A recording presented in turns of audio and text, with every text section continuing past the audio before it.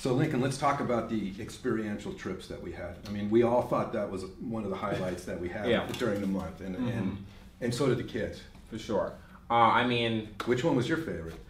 If you had a favorite, I know it's sort of. I think it was almost like I got 3 kids. Like somebody says, "Who's your favorite?" I'm like, I don't have a favorite. Yeah, but they were all good. Yeah, they're all really good trips. I think each one had something special to it. I think what I enjoyed a lot was seeing the students' reactions to each trip. So we see the American Dream, and there's this large water park. We see all the the empty spaces for these large luxury stores, and kind of seeing the kids and seeing the empty stores. I said to myself, wow, like we see all the potential for what the mall can be, but you also have the potential of our students can be as well. Too. Yes, I thought it was very symbolic of what was going on. Mm-hmm. And that sort of the level they're at too. They're in high school and they're actually starting to make themselves and build themselves, build their brands, build their skills, doing that. And I thought it was very representative. And I thought that was one of the reasons that trip was important too, is because now they have a story to talk about. Yeah, I was there before it was done. Mm-hmm. And we got that crazy tour where we had to they had to drive us in there. We were escorted like that. Mm-hmm. It's not like hey, where do I park? Like no, we parked inside. Like we were parking on the hard hats and and all the garb that we had to wear, and they even gave us shoes to walk in too. Boots we had to walk in. That was crazy. That was crazy. But it's true though, right? Because we're all kind of just unfinished, just kind of we have this potential, and it's something to see. And then even like transitioning from this idea of like becoming who you are and developing and working on that potential to like the Whitney and the High Line and seeing, especially with the High Line, at the same time the students' reactions to where they're saying it's amazing how an old railroad can become this beautiful, this abandoned thing that they wanted to tear down. Can be literally wanted to tear down. Yeah, and kind of seeing how nothing is too far gone. Like every idea, everything we think of sometimes, it might not be at that point a product that is presentable. But if you put the effort into it, and you work on it, and you refine it, it can become something that's great. Yeah. And knowing that the students are right now really young, and they are people with all these crazy ideas, and we've heard some of them in the brainstorming sessions, right? They have some crazy fertile ideas, let's say. Yeah. But the whole idea of like if they can groom them and refine them, the possibilities are endless when it comes to that. That's why I think these experiential trips are just so important because, yes. Like the High Line was not, and all of a sudden they're walking on it and smiling. And to me, I've been there a lot of times. Yeah. I think they're important. Like for me, one of the most cherished things that I have from this program is watch some of the reactions, particularly most of the kids. I mean, we had about 16 usually. We took some extra ones on the trips, try to get as many people as possible, which I really enjoyed. To see the reactions, like I've never seen anything like this before, and have their eyes wide open and all the walking we did, it was a pain in the ass, but boy, it was worth it though. It's like, it's true. I mean, I was sending my mom I'd take a screenshot of like how many steps I walked during the day. Walk from here down to Penn Station to the PATH train, change trains, do this, do that. For the High Line, I screwed up. We got off in the wrong spot, so that was probably another 2 miles that we had to do. But the pizza was great there. Yeah, it was good, and then I guess the journey itself too was almost like this whole idea of anticipating, what's going to happen.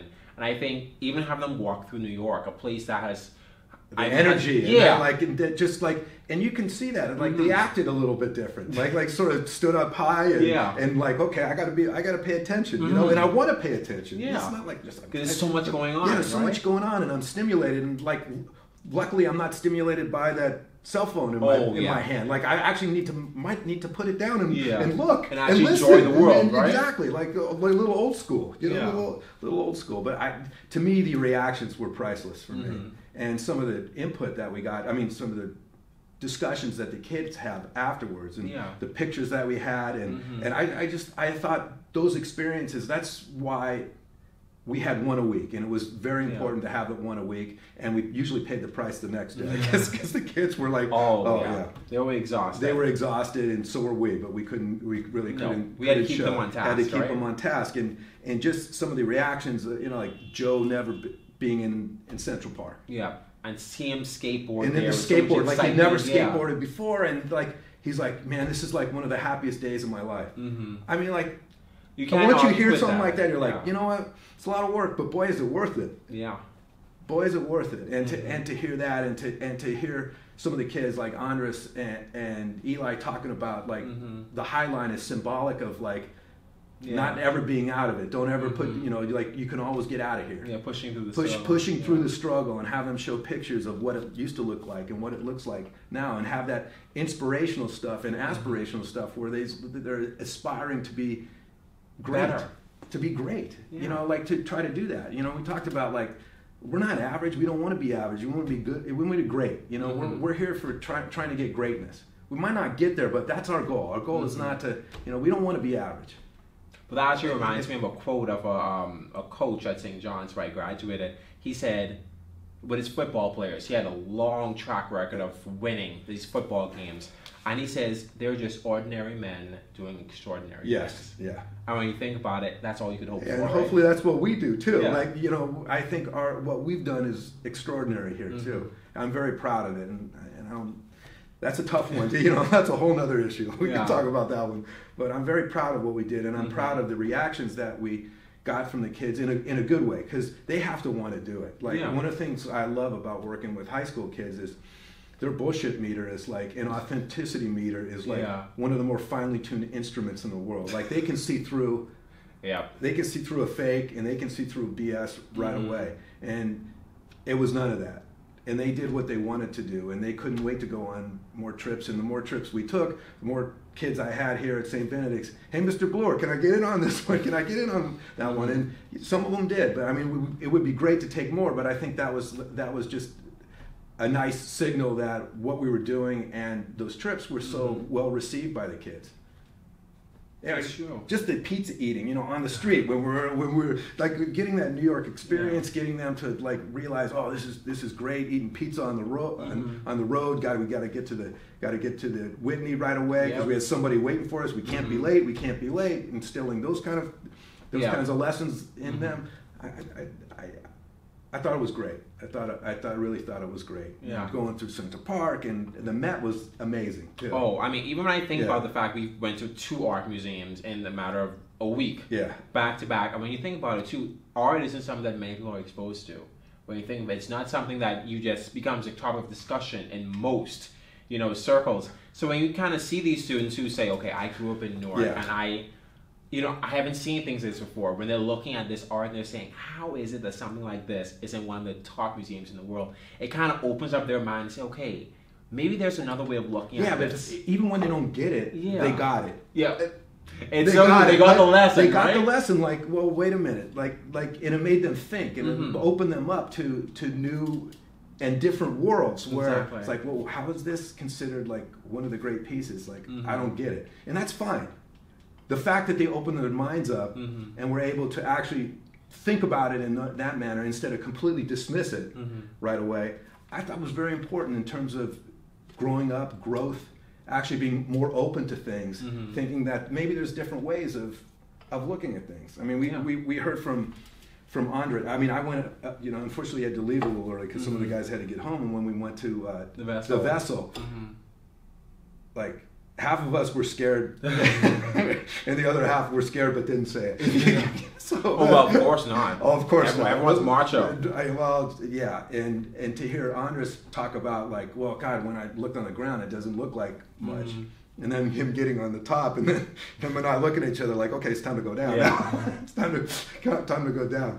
I thought it was really amazing, and you know, Babel being up there, and just, you know, as tall as he is, just, you know, lots of wind up there. Oh man, that was amazing. But those guys talking about it, and you know, what was really interesting too is like when we were waiting to go into the vessel, we were walking into the mall, that real fancy mall that was right next to it, and we had skateboards in there, and the kids were incredibly well behaved, like incredibly as they should be, as they were. Very, you know, we're not going to take them if they're not there, and they really performed at the highest level. But the security in there sent a guard in there, just to make sure, undercover guard to make sure that we weren't going to ride skateboards in the middle of the place. keeping up these standards. Keeping up, right? no, but I thought it was interesting, and I looked at it and was like, come on, yeah, we're from Newark, but where do you think we're from? Yeah. Like we have standards, like we don't. And I think one of the things that we talked about with the kids here is, you roll to your own standards. Your standards should be high. Mm-hmm. You open doors for other people because that's the right thing to do, not because you want somebody to see you do it. You don't ride skateboards in the mall because you shouldn't be doing it. You should have respect for what's going on. And they did. And they did. And I told them that after they sent the undercover guy, and he said, I don't know why they were sending us. It was like, he was upset because he was eating lunch and they stopped the guy eating lunch. Go, and he's like, oh, you got good kids here. And I was like, yeah, we do. We really do have good kids. And that was one of the things that I thought their example of the way that their behavior was fantastic there. And that allows us to want to do these kind of things, because if they're crazy, it's not going to happen. Yeah, but you bring up a good point too, because it's not like this is some social experiment that you can control everything, right? With every student and with every group, there's different personalities, there's different opinions, there are different behaviors, and the thing is, with each group it's different, right? Yes. With each student, the relationship is different. Yes. And it's amazing to see how one opinion can kind of change everything, right? One experience can change it. Like, I know Joe talked about being in the mall. We all know Joe to be someone who's very, very infatuated with designer clothes, right? But to see, he kind of talked about this whole idea of being in there and looking at the things and being amazed with it. And even though the other students might not have said it, we all know that those are things that they probably aspire to at some point, of being able to be in a store like that, being able to afford something like that. So even looking at how one student can kind of bring up that point to other students, and they kind of all think of something, I think is interesting too, because even within the video, we see that storytelling, we see the research, we see the way they work together to bring about this video. But what I think is also important too is, it's not just a video, but the fact that the video was a delivery system was the goal, I think, that they saw. And I think when they realized that, and they saw, I think that was one of the moments that I really felt as if we did. Like, we finally got where they realized that it's not just a video, but this is a delivery system to make sure that people just like us understand what's going on. Yeah, and they I don't want to say bought into what we're like, they realized it on their own volition. Like that was like, they understood it and understood we're not trying to sell them something. Like, this actually makes sense. Yeah. And this could affect me in a negative way. And I thought some of the messages that we got across in terms of yourself and your community too.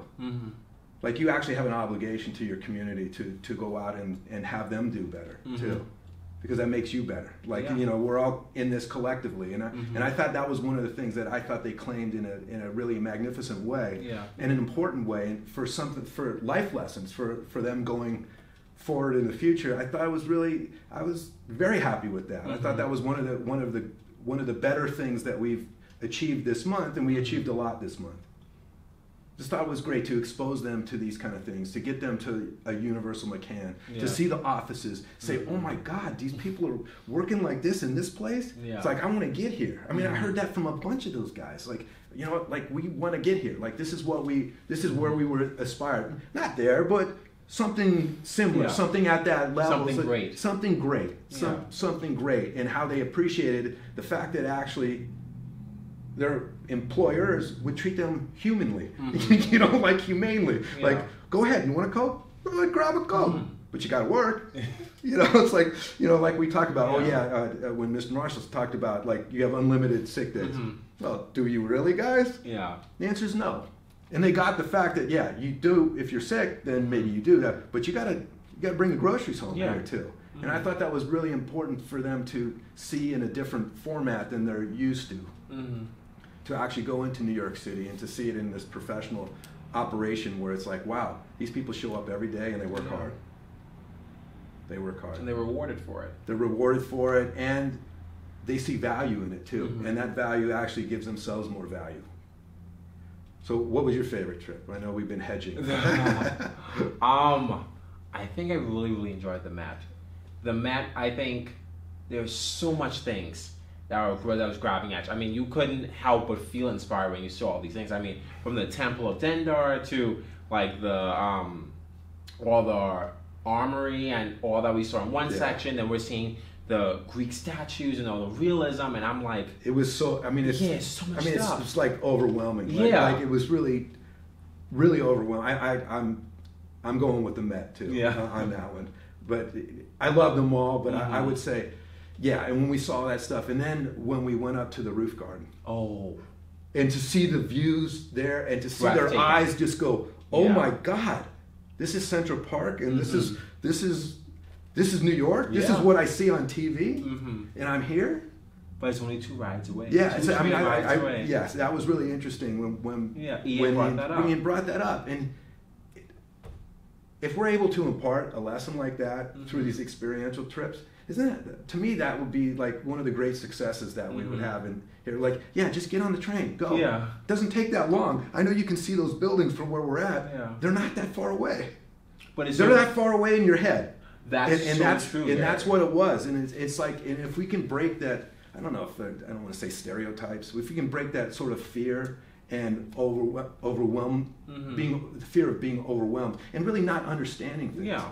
Because like that's what we talk about in our program with our other program with the interviewing. Yeah. It's like if you know what's coming at you, we practice it. Exactly, we practice it. It's like, okay, we practice this. Like we practiced for our video when we were going to give it out to the people. We like this. We had this.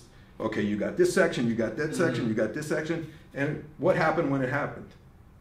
Everything changed, but at least we had a plan, and these kids were able to actually to adapt, and they adapted so quickly. It really was amazing. Yeah, it is. And I mean, I think another good point to bring up too is the whole idea is we often teach students, we say, okay, you need to build bridges, build these bridges. But another thing we also need to teach students is how to feel empowered to cross those bridges after they're built. Yes. New York, there's two sides of the bridge. Like you go here, you go there, you go here, you go there. You have to be able to cross the bridge. Because the thing is, it's 2 train rides away. But we also have to teach students that, guess what? It's okay to jump on the path. It's okay to go there. But I think that's what we do. It's like we provide some comfort and familiarity with it. They're like, okay, all right, you guys have done this before. All right, okay, guys, we'll take you. Come on, this is safe. Like you're safe in your brain. It's like we're gonna walk down the street. We're gonna go to Penn Station. We're gonna get on the PATH train. And we're gonna get out in New York. Yeah. And it's not that far, and we're gonna be done in 45 minutes. Exactly. It's not 4.5 years. It's 45 minutes. And I think to break that mindset and to say, there's a big world out there. Go see it. Yeah. But not see it and learn from it. It's also it's not so different as you might think. Yeah, New York is very different from Jersey in terms of culture, in terms of the way it's built in many ways. But also the fact is, the world is intercultural. Absolutely. The world is something that you have to be able to explore. You might not see people who look just like you, but in the world, you need to be able to meet people who aren't like you. And find commonalities with that. And I mean, I think that's really one of the more important things. It's like, we're all pretty much the same. Yeah. The news media and stuff like that, if you look at us cellularly, like even closer than you think. It's everybody has to build up these differences in order to substantiate what they're doing. I mean, that's a political discussion. We can talk about that, on another video. But I think empowering kids and just breaking the mold. Okay, guys, let's go. Yeah. Come on, let's go. Wear some shoes you got to walk in. Like, let's go. We're going to get some pizza. We're going to see a museum, and we're going to go walk in Central Park. Just like yesterday. Like, no, you didn't do this yesterday. We're going to do it today, and we're going to do it together. And to me, one of the more heartwarming things that when we're talking to the kids was the fact that they like traveling in a group together. Yeah, and they felt so. It felt like it was really important to talk about love with their friends. It's like they we created this camaraderie that was sincere and real, and I think that helped break some of the mindset that I can't do this.